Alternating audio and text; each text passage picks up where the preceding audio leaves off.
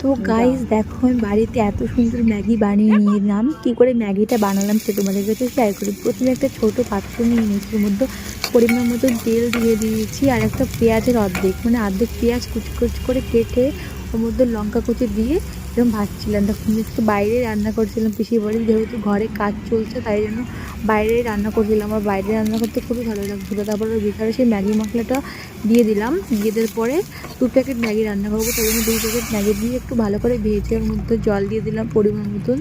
জল দেওয়ার পরে একটু জলটা ফুটে উঠলে পরে ওই ম্যাগিটা ওর মধ্যে দিয়ে দেবো। দেখো ওই কালারটা কত সুন্দর এসছে। তারপরে ওই ম্যাগিটার প্যাকেট আমি দিয়ে দিলাম। 2 প্যাকেট ম্যাগি ওর মধ্যে দিয়ে দিয়েছিলাম। তোমরা বাড়িতে এভাবে ট্রাই করতে পারো, ম্যাগি খুবই সুন্দর। এটা কিন্তু ভাইরাল, মানে ইনস্টাগ্রাম ইউটিউবে অনেকেই দেখেছি এরকমভাবে বানাতে, তাই জন্য আমিও বানালাম। তারপরে দেখো ওর মধ্যে পরিমাণ মতো লবণ দিয়ে দিলাম। এর আগেও আমি বানিয়েছি এরকমভাবে ম্যাগি, কিন্তু ওর মধ্যে টমেটো মটরশুঁটি দিয়েছিলাম, কিন্তু এগুলো ছিল না বলে এভাবে বানাচ্ছিলাম। তারপরে দেখো এভাবে ভালো করে ফোটাতে ম্যাগিটা সেদ্ধ করতে হবে। আর বাইরে বসে রান্না করতে না খুবই ভালো লাগছিলো আমার পিছু এখানে বসে রান্না করছিল আজকে, তাই জন্য। তারপরে দেখো এরকমভাবে ফোটাতে হবে। ফোটানোর পরে কালারটা ঠিক এরকম আসবে। পুরো কত সুন্দর কালারটা এসছে। আর এটা খেতে না খুবই দারুণ হয়েছিল।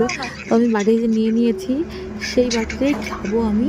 তারপরে চামচ দিয়ে দেখো মুছাচ্ছিলাম, এত সুন্দর এত ইয়াম্মি হয়েছিল না কি বলবো। আর আমার ভাই তো ছিল না, তাই জন্য সবটুকুনি আমি খেয়ে নিয়েছি।